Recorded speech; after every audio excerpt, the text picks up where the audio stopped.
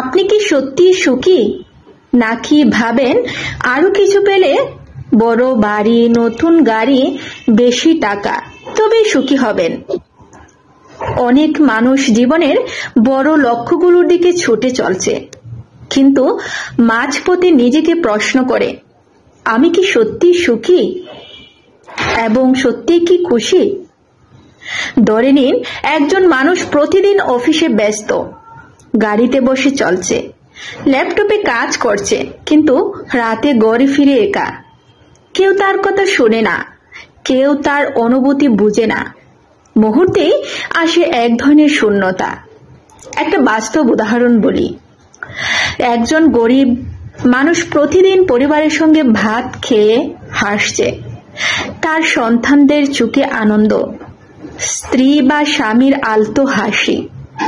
সে ধনী নয়, কিন্তু তার জীবন শান্ত ও আনন্দময়। অন্যদিকে একজন ধনী মানুষ, বড় বাড়ি, গাড়ি, ব্যাংকে বড় বড় অ্যাকাউন্ট, কিন্তু মানসিক চাপ, দুশ্চিন্তা আর একাকিত্বের ভেতর আটকে। সে টাকা থাকলেও মন খুশি নয়। ছোট ছোট মুহূর্তেও খুশি খুঁজে পাওয়া যায়। সকালে পরিবারের সঙ্গে চা খাওয়া, সন্তানদের ছোট গল্প শোনা, বন্ধু বা সঙ্গীর সঙ্গে ছোট হাসি ভাগাভাগি করা। একজন মনোবিজ্ঞানী বলেন, সুখ মানসিকতা ব্যস্ত নয় বা বস্তু নয়। আমরা যা অনুভব করি তা জীবনের সুখ নির্ধারণ করে।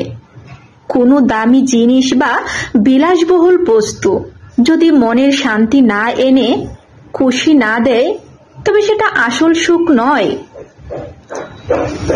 একটা ছোট উদাহরণ বলি। এক শিশু খুশি হয় খেলতে গিয়ে, আর বাবা মা শিশুটির হাসি দেখে খুশি হয়। এক দম্পতি এক কাপ চা একসাথে গল্প করে, তাদের মধ্যকার সম্পর্ক আরো মজবুত হয়। বন্ধুর সঙ্গে ছোট সময় কাটানো, হাসি, মজা, একে অপরকে বোঝা, এসবই জীবনের পূর্ণ করে। যাদের মনের প্রশান্তি আছে তারা অল্পতেই খুশি খুঁজে পায়। যারা শুধু টাকা, পদ বা বস্তুর পিছনে ছুটছে, তাদের আনন্দ আসলে অস্থায়ী। তাই সুখ খুঁজুন ছোট মুহূর্তে, কৃতজ্ঞ থাকুন, আশেপাশের ভালোবাসা এবং সময়কে উপভোগ করুন। প্রতিদিন অত্যন্ত একটি মুহূর্ত পরিবার বা বন্ধুদের সাথে কাটান। মনে রাখবেন, নিজের মনের শান্তি খুঁজে বের করুন, সেটিকে উদযাপন করুন।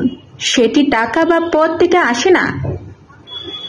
আরো ভালোভাবে মনে রাখবেন, সুখ হলো অনুভব করা, মনের আনন্দ ভাগাভাগি করা। ছোট খুশি বড় সুখকে রূপ নেবে।